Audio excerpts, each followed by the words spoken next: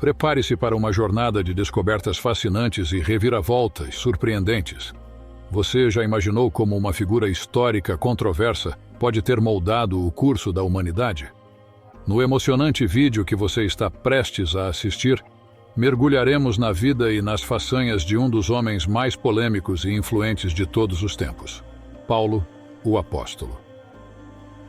Em uma época de crenças fortes e ideais em conflito, Paulo desafiou as normas estabelecidas e ousou proclamar uma mensagem contraintuitiva, que viria a sacudir os alicerces do mundo antigo.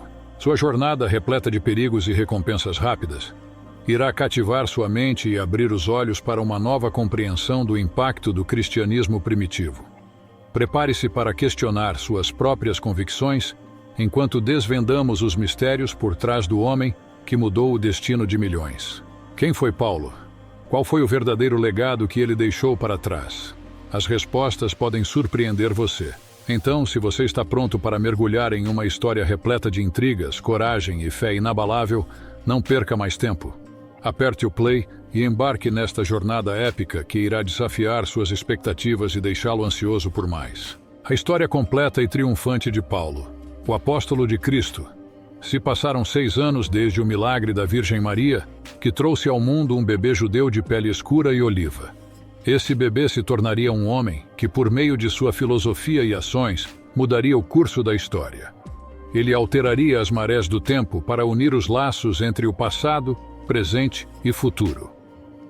Indubitavelmente, ele se destacaria como a figura mais significativa a já pisar nesta terra, tecendo uma história eterna de salvação, com sua vida, morte e ressurreição. Entretanto, um pouco mais de 1.500 quilômetros ao norte, outro menino nasce no mundo.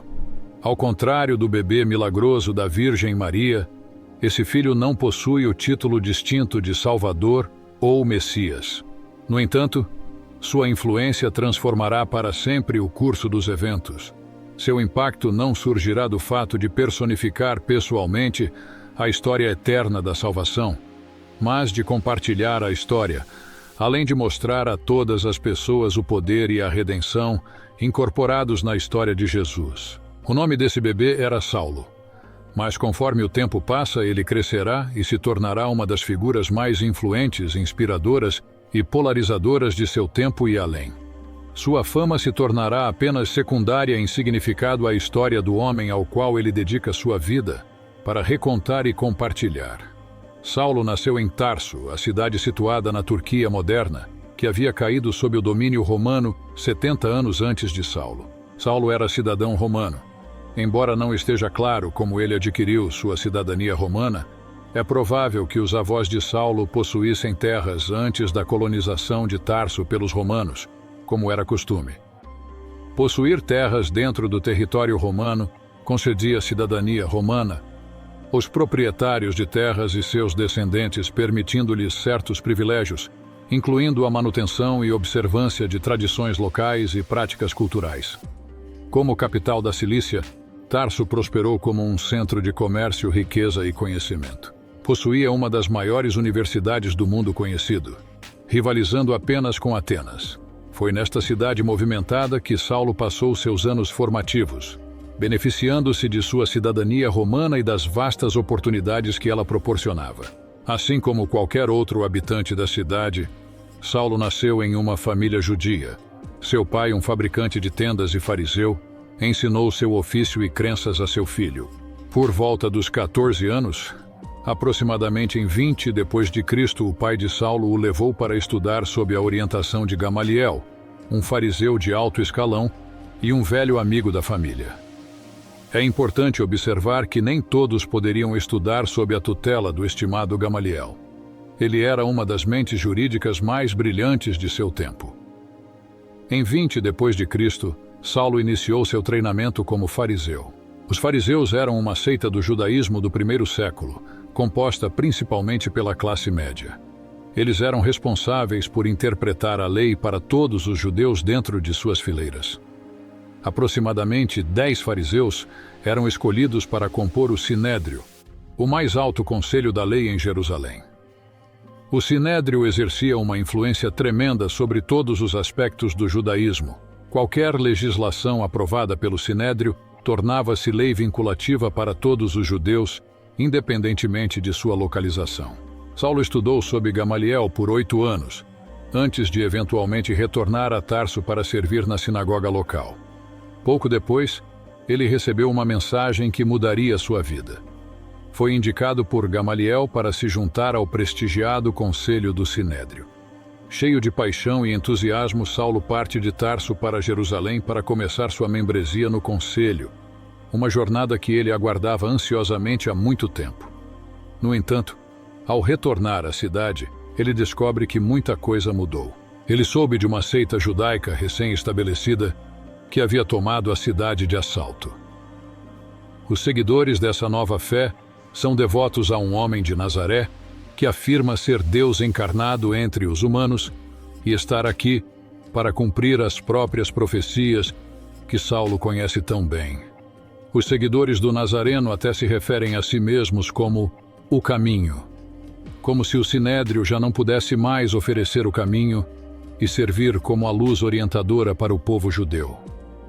Saulo, obviamente chocado e indignado com a existência desse novo movimento, rotulou-os pejorativamente como blasfemadores zelosos. Ele iniciou uma campanha feroz dentro do Sinédrio para combater sua ideologia perigosa. Ele fez mais do que isso.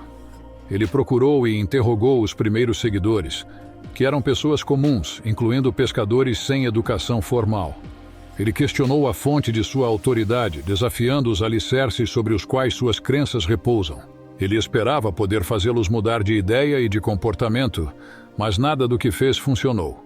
Saulo, juntamente com seus contemporâneos, admoestou severamente os discípulos, proibindo-os estritamente de proclamar Jesus como o Messias judeu tão esperado. No entanto, os discípulos ignoraram o aviso. Consequentemente, quando um dos seguidores do Nazareno, um homem chamado Estevão, foi detido, Saulo convoca urgentemente uma reunião de emergência do conselho. Eles pediram a Estevão que retirasse sua declaração de fé e crença em Jesus, mas o jovem não cedeu. Em vez disso, ele proclamou publicamente a messianidade de Jesus Cristo como o único Filho gerado de Deus. Essa desobediência aberta provocou em Saulo uma raiva incontrolável.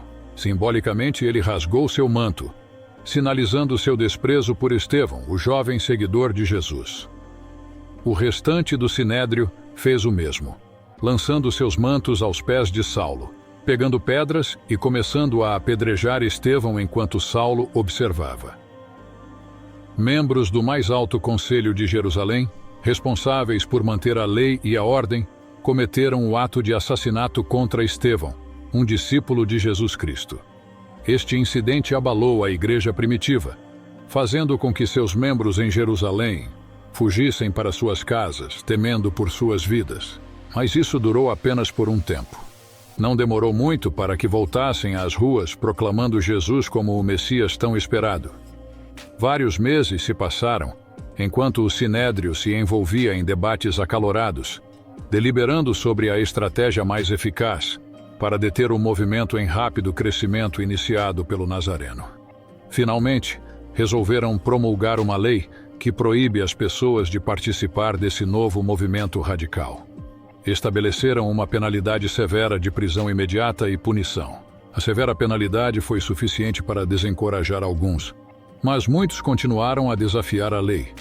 Após promulgar a lei, para que fosse eficaz, ela precisava ser aplicada em toda a cidade. E quem melhor para liderar essa tarefa crucial do que o próprio Saulo de Tarso? Por que não Saulo, eis um homem nascido e criado no terreno familiar de Tarso, possuidor de um profundo conhecimento das estradas e dos... O conselho ouviu que os seguidores de Jesus estavam em Damasco pregando o Evangelho. Saulo foi rapidamente despachado para ir atrás deles. Ao receber a missão, Saulo se preparou e embarcou na fatídica jornada de 3 dias de Jerusalém a Damasco. Uma jornada que não apenas transformaria o curso de sua própria vida, mas também remodelaria o caminho da história humana para sempre. Enquanto Saulo viajava na estrada ao lado de um pequeno grupo de servos e colegas, envolvidos em discussões teológicas sérias, presumivelmente um evento extraordinário aconteceu. Ele foi atingido por uma luz cegante que o deixou em um estado de completa cegueira, como relatado em Atos capítulo 9. Saulo ouviu uma voz invisível dizendo: Saulo, Saulo, por que me persegues?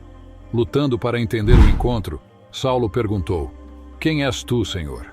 A resposta ressoante veio: Eu sou Jesus, a quem tu persegues. Levanta-te, entra na cidade e lá te será dito o que deves fazer. Os homens que acompanhavam Saulo ficaram sem palavras e atônitos. Eles claramente ouviram a voz, mas não conseguiam ver de onde vinha.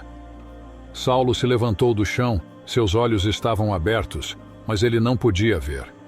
Guiado por seus companheiros, foi levado pela mão para dentro de Damasco. Durante 3 dias ele permaneceu cego, incapaz de comer ou beber. Ao final dos 3 dias, um homem chamado Ananias, que estava ciente da perseguição passada de Saulo aos seguidores de Jesus, sob instrução divina, orou relutantemente por Saulo. Milagrosamente, sua visão foi restaurada e ele pôde ver novamente. Talvez pela primeira vez em sua vida, ele realmente compreendeu com clareza a verdadeira natureza de Deus.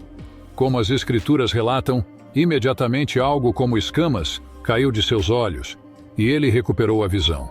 Então ele se levantou e foi batizado, e ao tomar alimentos, ele foi fortalecido. Por vários dias, Saulo permaneceu com os discípulos em Damasco, reunindo forças e aprendendo com sua comunhão. Após algum tempo, ele foi para a Arábia e depois retornou novamente a Damasco. Depois disso, ele iniciou seu ministério proclamando a messianidade de Jesus nas sinagogas e declarando corajosamente que ele era o Filho de Deus. Aqueles que ouviram a proclamação de Saulo ficaram atônitos. Perguntavam: Não é este o homem que causou estragos em Jerusalém contra aqueles que invocavam este mesmo nome? Não veio ele aqui com o propósito de trazê-los amarrados perante os principais sacerdotes? No entanto, Saulo continuou a crescer em espírito e força. Ele continuou a confundir os judeus residentes em Damasco com suas proclamações apaixonadas e convincentes de que Jesus era de fato o tão esperado Cristo. Mas os judeus não permaneceram confusos por muito tempo.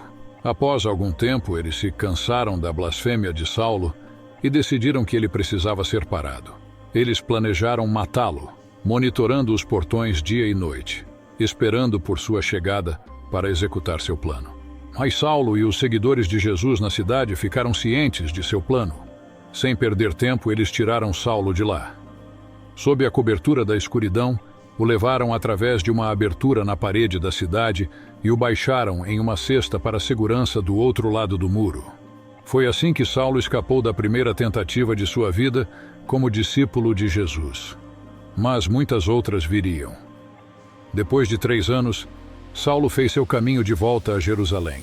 Na Cidade Santa, ele buscou o conselho de Pedro e Tiago, envolvendo-se em discussões intensas por 15 dias sobre a ressurreição, a vida e a identidade de Jesus Cristo.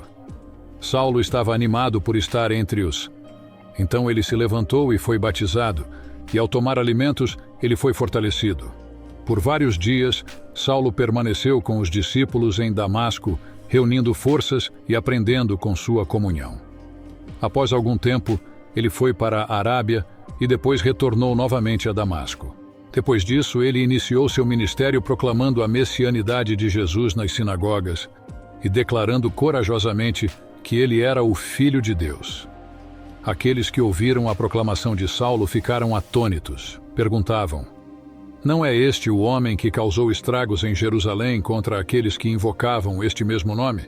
Não veio ele aqui com o propósito de trazê-los amarrados perante os principais sacerdotes? No entanto, Saulo continuou a crescer em espírito e força. Ele continuou a confundir os judeus residentes em Damasco com suas proclamações apaixonadas e convincentes de que Jesus era de fato o tão esperado Cristo. Mas os judeus não permaneceram confusos por muito tempo. Após algum tempo, eles se cansaram da blasfêmia de Saulo e decidiram que ele precisava ser parado. Eles planejaram matá-lo, monitorando os portões dia e noite, esperando por sua chegada para executar seu plano. Mas Saulo e os seguidores de Jesus na cidade ficaram cientes de seu plano. Sem perder tempo, eles o tiraram de lá. Sob a cobertura da escuridão, O levaram através de uma abertura na parede da cidade e o baixaram em uma cesta para segurança do outro lado do muro. Foi assim que Saulo escapou da primeira tentativa de sua vida como discípulo de Jesus. Mas muitas outras viriam. Depois de 3 anos, Saulo fez seu caminho de volta a Jerusalém. Na Cidade Santa, ele buscou o conselho de Pedro e Tiago, envolvendo-se em discussões intensas por 15 dias sobre a ressurreição, a vida e a identidade de Jesus Cristo. Saulo estava animado por estar entre os líderes da igreja e aprendeu muito com suas experiências. As cidades espalhadas por todo o mundo conhecido. Eles acreditavam que, ao estabelecer igrejas locais, o reino global de Deus floresceria. Sua visão se estendia para o oeste, alcançando até a Espanha, em busca de sua missão. Eles recrutaram a ajuda de João Marcos. Embora a jornada missionária inicial possa parecer modesta, a experiência ajudou na identidade de Saulo e na identidade coletiva da igreja cristã. O grupo partiu de uma cidade portuária, movimentada em Antioquia, e navegou até Chipre, onde um procônsul romano chamado Sérgio Paulo abraçou o cristianismo. Isso foi um grande avanço para a igreja primitiva, percebendo o potencial de um maior alcance ao adotar um nome mais helenístico como o seu novo convertido.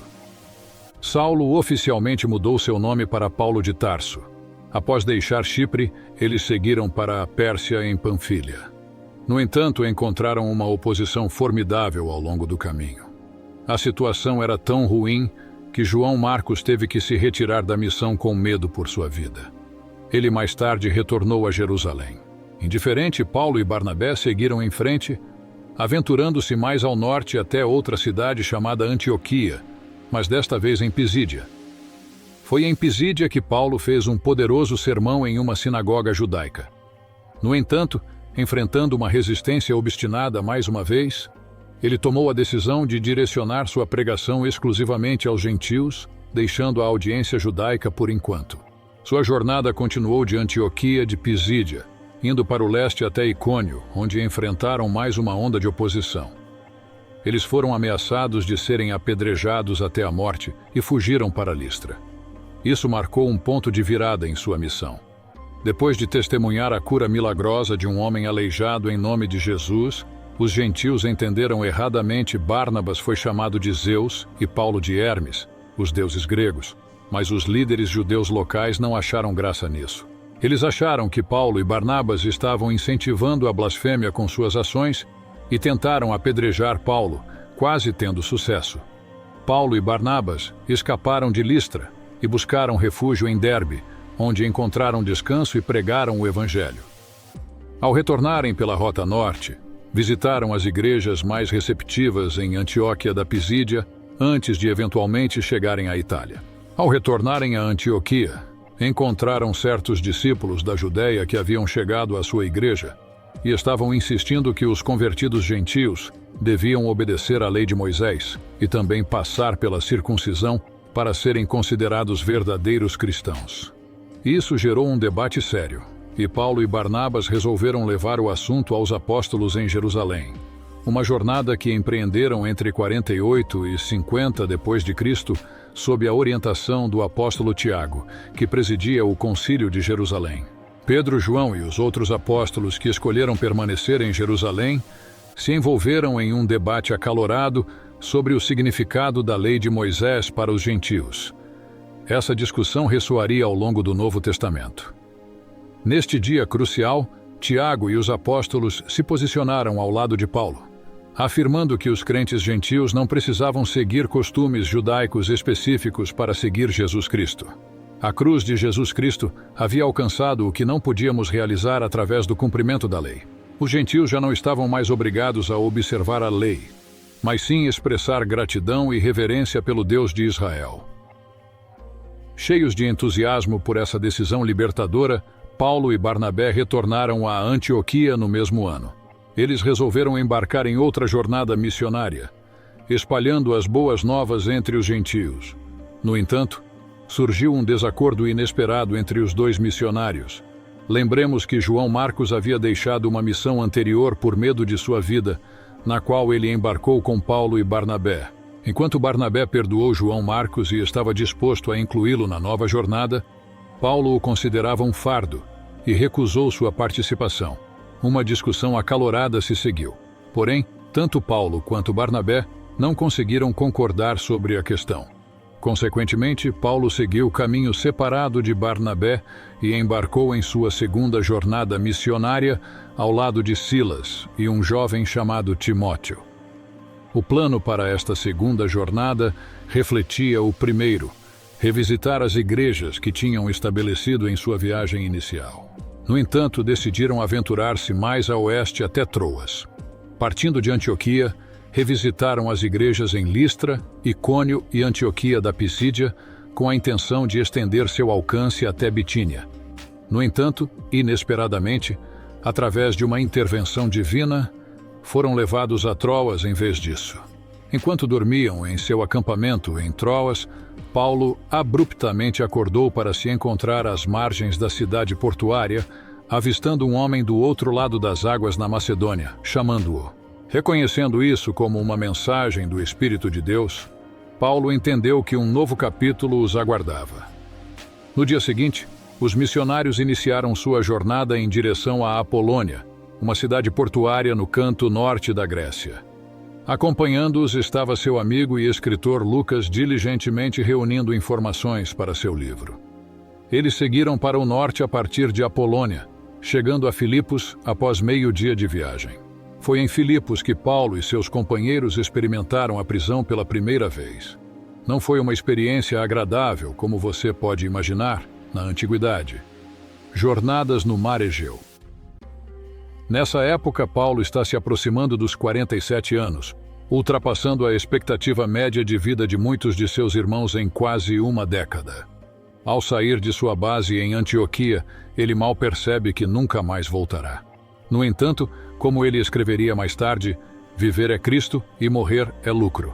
Por volta de 53 depois de Cristo, ele parte de Antioquia, revisitando todas as igrejas na Ásia Menor antes de embarcar em uma jornada marítima pelo Mar Egeu.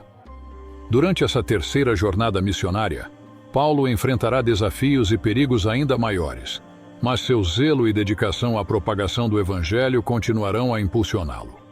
Com uma trajetória direta rumo ao oeste, sua primeira parada significativa é Éfeso, onde ele investiu 3 árduos anos na igreja que havia estabelecido 2 anos antes. Muitos eventos notáveis ocorreram dentro dessa igreja. Foi em Éfeso que Paulo compôs suas renomadas cartas aos coríntios, instando-os a apoiar os esforços de socorro para Jerusalém aflita pela fome. Na época, também enviou missionários de Éfeso às igrejas em Colossos e Laodiceia, que o visionário João abordaria mais tarde em seus escritos. Através de milagres extraordinários e sermões impactantes, Paulo conduziu muitas pessoas a Jesus Cristo. Continuando sua jornada, ele segue para Troade, onde seu sermão noturno inadvertidamente faz um jovem cair de uma janela, resultando em sua morte. Paulo ressuscita o jovem, solidificando seu lugar entre os ilustres personagens bíblicos que lemos hoje. Partindo de Troade, ele viaja por Macedônia e Acaia, compondo sua carta à Igreja Romana e abordando a Igreja da Galácia ao longo do caminho. Entretanto, eventualmente, sua extensa jornada de 4 anos chega ao fim. Paulo conclui suas viagens com uma última parada na pequena cidade portuária de Mileto. Preferindo não retornar a Éfeso, ele convoca os líderes da igreja de Éfeso para encontrá-lo lá. Foi lá que Paulo revelou um plano de viajar de volta a Jerusalém, sabendo tanto ele quanto os líderes de Éfeso que isso acabaria por resultar em sua prisão e morte. Embora o conselho dos líderes da igreja de Éfeso tenha aconselhado contra o retorno de Paulo a Jerusalém, sua decisão estava tomada. Após algum tempo, entre lágrimas, eles acabaram se rendendo para permitir que a vontade de Deus prevalecesse. Assim, Paulo partiu em sua jornada em direção à sua morte inevitável. Após sua chegada em Jerusalém, a atmosfera estava tão tensa quanto ele havia previsto. O Sinédrio estava furioso com sua saída do judaísmo e sua pregação aos gentios. Acusaram-no de advogar pelo abandono da lei de Moisés e de ignorar os mandamentos do Senhor. Paulo negou essas alegações No entanto, seu apelo e negação das acusações não fizeram diferença. Ele foi preso novamente. De Jerusalém, Paulo foi transportado para a cidade costeira de Cesareia. Lá ele teve acesso a materiais de estudo, suprimentos de escrita e recursos de pregação. No entanto, em vez de se envolver nessas atividades, optou por um descanso muito necessário em contemplação por um período significativo de tempo.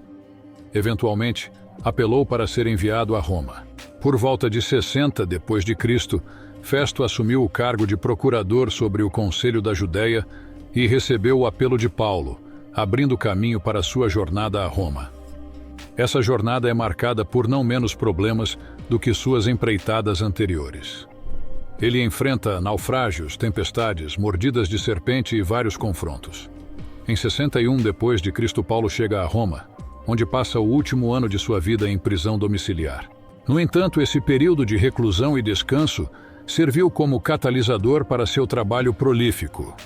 Ele escreve cartas renomadas como Colossenses, Efésios, Filipenses e Filemon. Dentro dos limites de sua prisão domiciliar, ele assume o papel de pastor, respondendo a perguntas, abordando questões e resolvendo desafios teológicos complexos que afligiam a igreja primitiva. Após um ano em prisão domiciliar, César ordena a libertação de Paulo e ele embarca em uma jornada de volta à Macedônia. Ele passa vários meses viajando pela Macedônia e Ásia Menor, visitando e encorajando as igrejas que estabeleceu anos antes.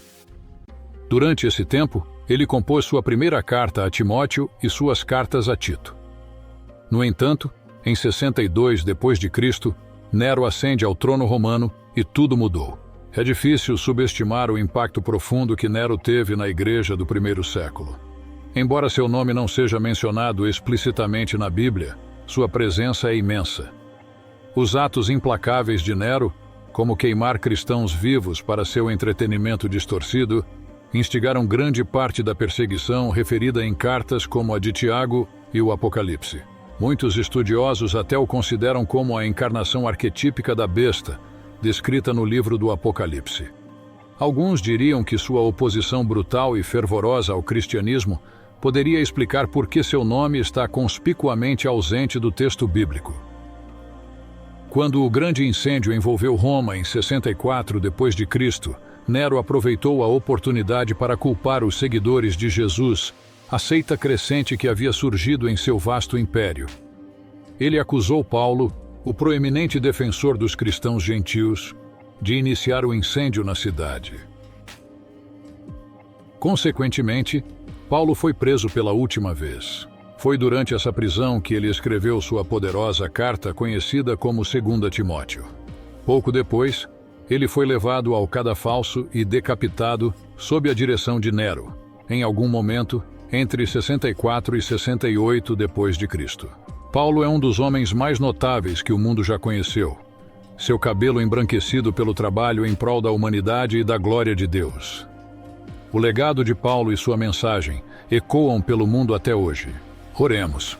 Que possamos encontrar inspiração nas palavras e nos feitos de Paulo, o apóstolo, e que sua coragem e dedicação nos motivem a seguir nossos próprios caminhos com fé e determinação. Que possamos buscar a verdade, desafiar o status quo e espalhar amor e compaixão pelo mundo assim como ele fez. Que possamos aprender com sua jornada e aplicar suas lições em nossas próprias vidas, sempre buscando a luz mesmo nos momentos mais sombrios.